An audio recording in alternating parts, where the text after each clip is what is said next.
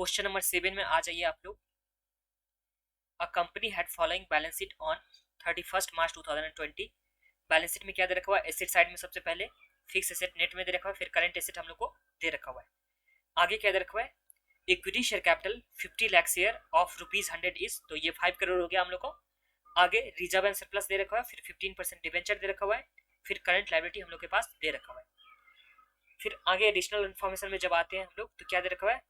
The additional information is given is as under, फिर fix cost per annum excluding interest. तो यहाँ पे fix cost जो भी है उसमें इंटरेस्ट नहीं है, मतलब फाइनेंशियल चार्जेस इसमें इंक्लूडेड नहीं है। तो ये कौन सा हो गया? तो ये आ गया फिक्स्ड एक्सपेंस, जो हम लोग माइनस करते थे कहाँ से?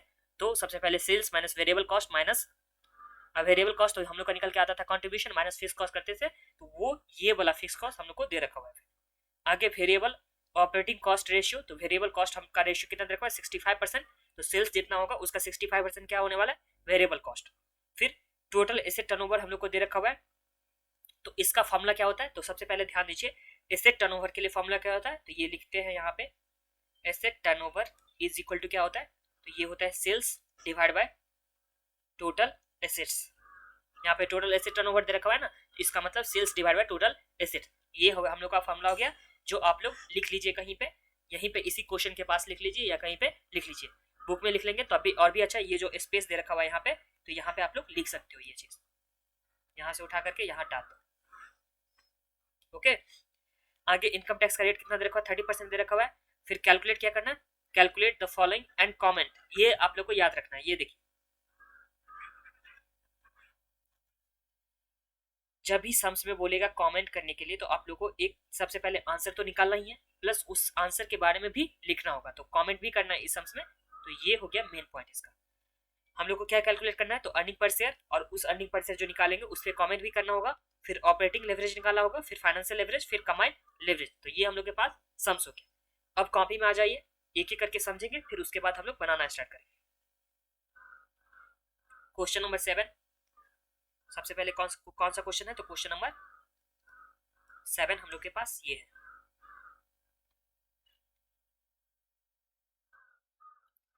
क्वेश्चन नंबर 7 में सबसे पहले हम लोग याद दे रखा हुआ है, तो हम लोग को पास दे रखा हुआ है balance sheet. Okay, balance sheet के बाद इन्फॉर्मेशन दे रखा हुआ है, जिसमें हम लोग को सेल्स टर्नओवर दे रखा हुआ था।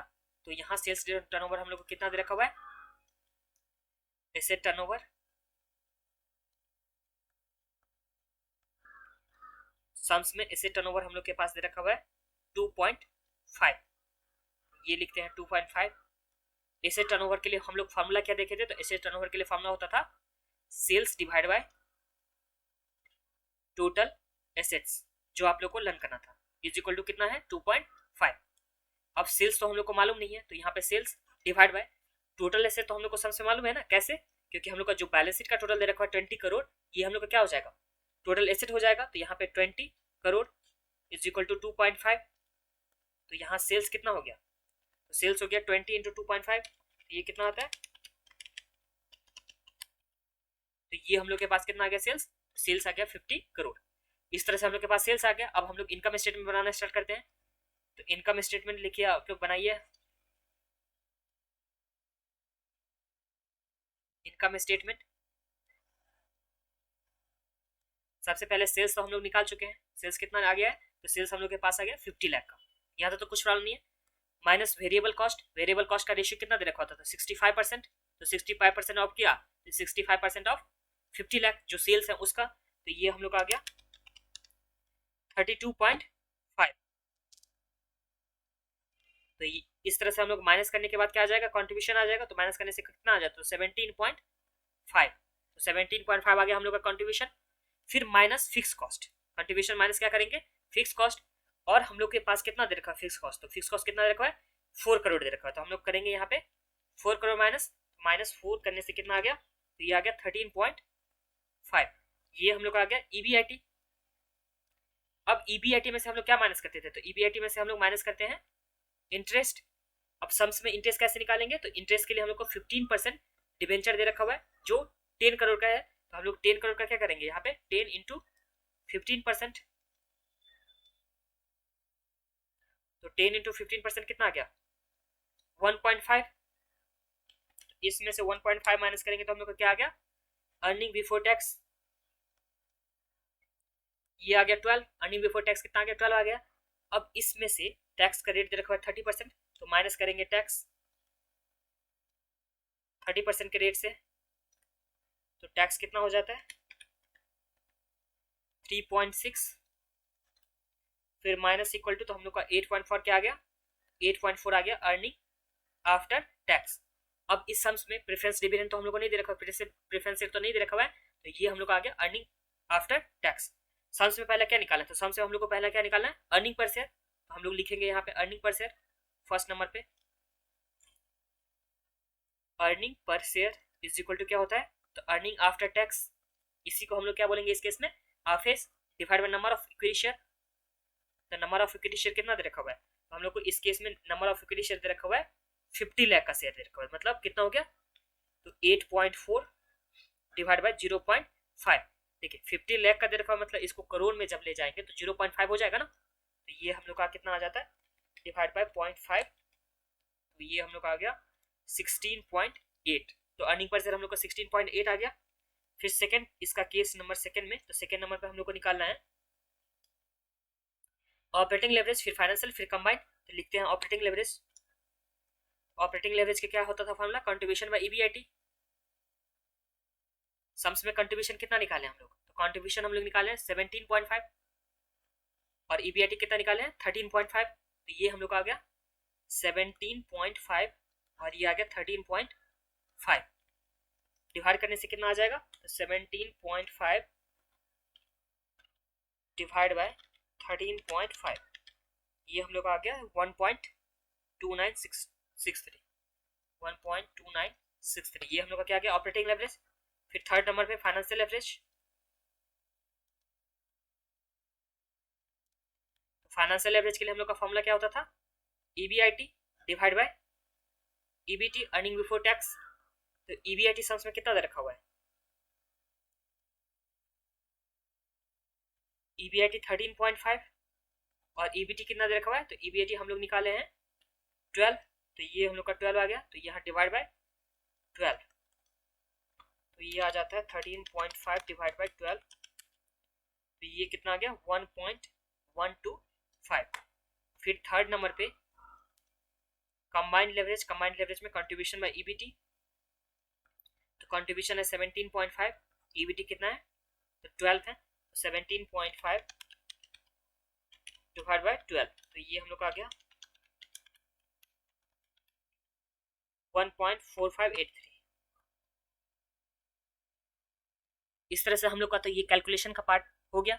अब जो कमेंट करने का पार्ट था वो हम लोग इसी मटेरियल का जो आंसर दे रखा हुआ उससे हम लोग करेंगे। तो देखिए क्वेश्चन नंबर 7 है, जब नीचे आप लोग आओगे तो इसका आंसर भी दे रखा होता है 5, 6 एंड 7 में हम लोग का ये अर्निंग पर शेयर कितना निकल के आ गया था, तो 16.80, फिर 1.296, फिर 1.125, इस तरह से ही था ना। फिर क्या दे रखा है कंबाइंड लेवरेज 1.45। हाँ चलिए यहाँ तक तो हम लोग का सही है, जो भी कैलकुलेशन था वो पार्ट सही है। अब देखिए कमेंट में क्या करना है, तो अर्निंग पर शेयर के लिए सबसे पहले क्या दे रखा है अर्निंग पर शेयर। अब इसके लिए कमेंट में क्या है, it indicates the amount of company earn पर शेयर। तो यहाँ पे अर्निंग पर शेयर मतलब कितना अर्न कर रहा है कंपनी में, कोई जो इन्वेस्टर है वो कितना अर्न कर रहा है वो हो गया। और ये इन्वेस्टर क्या है, यहाँ पे लिखा हुआ investor uses as a guide while valuing the share and market making investment decision. तो जब शेयर होल्डर, जब स्टेक होल्डर क्या चीज, जहां जब इन्वेस्टर यहाँ पे शेयर का वैल्यूएशन करता है तब अर्निंग पर शेयर का यूज करता है, प्लस में इन्वेस्टमेंट डिसीजन जब लेना होता है किसको, इन्वेस्टर को, तब यहाँ पे अर्निंग पर शेयर का यूज किया जाता है। ये हो गया फर्स्ट नंबर का कमेंट, ओके। और यहाँ क्या लिखा हुआ है, it also indicator used in comparing firms within an industry to industry segment. तो यहाँ पे एक इंडस्ट्री को, एक इंडस्ट्री जैसे कोई, जैसे एजुकेशन एक इंडस्ट्री हो गया, जैसे एक टेलीकॉम इंडस्ट्री हो गया, तो एक टेलीकॉम इंडस्ट्री में दो कंपनी हो गया, जैसे रिलायंस हो गया और दूसरा क्या हो गया, मतलब जियो हो गया है और दूसरा हो गया एयरटेल। तो ये एयरटेल का अर्निंग पर शेयर देखेगा और जियो का अर्निंग पर शेयर देखेगा और एक दूसरे को कंपेयर करेगा किस चीज में, तो अर्निंग पर शेयर में। तो ये हो गया अर्निंग पर शेयर का काम। फिर इस तरह से ऑपरेटिंग लेवरेज रखा हुआ है। ऑपरेटिंग लेवरेज में क्या लिखा हुआ है, तो it indicates the choice of technology and fix cost in cap cost structure. It is a level specific when the firm operates beyond operating break even level then operating leverage is low। तो यहाँ पे break even point, जो operating break even point होता था, कैसे निकालते थे हम लोग ऑपरेटिंग ब्रेक इवन पॉइंट, तो वो होता था फिक्स कॉस्ट। और फिक्स कॉस्ट अगर हम लोग को वैल्यू में निकालना होता था तो फिक्स कॉस्ट डिवाइड बाय हम लोग कंट्रीब्यूशन पर यूनिट निकालते थे। अगर हम लोग को क्या में निकालना होता था, सॉरी वैल्यू में निकालना होता था तो डिवाइड बाय हम लोग पीवीआर करते थे। अगर नंबर ऑफ यूनिट में निकालना होता तो हम लोग डिवाइड बाय कंट्रीब्यूशन करते थे फिक्स कॉस्ट में। तो ये हम लोग का ब्रेक इवन लेवल था। अब ब्रेक इवन लेवल से अगर क्या बियॉन्ड, यहाँ पे क्या है, when firm operate beyond operating break even level, break even level, तो अगर ब्रेक इवन लेवल से बियॉन्ड अगर फर्म ऑपरेट कर रहा होगा तो होता है, तो उस केस में ऑपरेटिंग लेवरेज क्या होता है, लो होता है। और यहाँ पे क्या बोला, it indicates sensitivity of earning before interest and tax to change in sale at a particular level. तो यहाँ पे कि सेल्स में कितना चेंज हो रहा है और earning before interest and tax में क्या कितना चेंज हो रहा है, वो भी इंडिकेट करता है कौन सा लेवरेज, तो ये ऑपरेटिंग लेवरेज। इस तरह से फाइनेंशियल लेवरेज के बारे में क्या बोला, the financial leverage is very comfortable since the डेब्ट सर्विस ऑब्लिगेशन इज स्मॉल। तो यहाँ पे इंटरेस्ट सर्विस मतलब फाइनेंशियल लेवरेज में बेसिकली हम लोग देखते हैं इंटरेस्ट का रिलेशनशिप, जो फिक्स्ड फाइनेंशियल चार्जेज होता है उसका, तो ये इसमें हो गया। और कंबाइंड लेवरेज में क्या होता है कि ऑपरेटिंग लेवरेज और हो गया फाइनेंशियल लेवरेज, दोनों का मल्टीप्लिकेशन होता है। तो यहाँ पे सेल्स का भी देखा जाता है कॉस्ट स्ट्रक्चर के साथ, देखिए यहाँ पे फिक्स कॉस्ट भी देखा जाता है कॉस्ट स्ट्रक्चर के साथ, और उसके बाद डेब्ट में भी जो शेयर कैपिटल होता है, जो फाइनेंशियल चार्जेस होगा फिक्स चार्ज, उस दोनों का रिलेशनशिप यहाँ पे बताया जाता है। बस इसे आप लोग पढ़ लीजिएगा एक बार फिर से, और एग्जाम में करके आना है ये चीज, कमेंट भी आप लोग को एग्जाम में लिख करके आना है। और इसी के साथ हम लोग का इलस्ट्रेशन नंबर 7 कंप्लीट होता है। अब हम लोग नेक्स्ट वीडियो में देखेंगे इलस्ट्रेशन नंबर 8।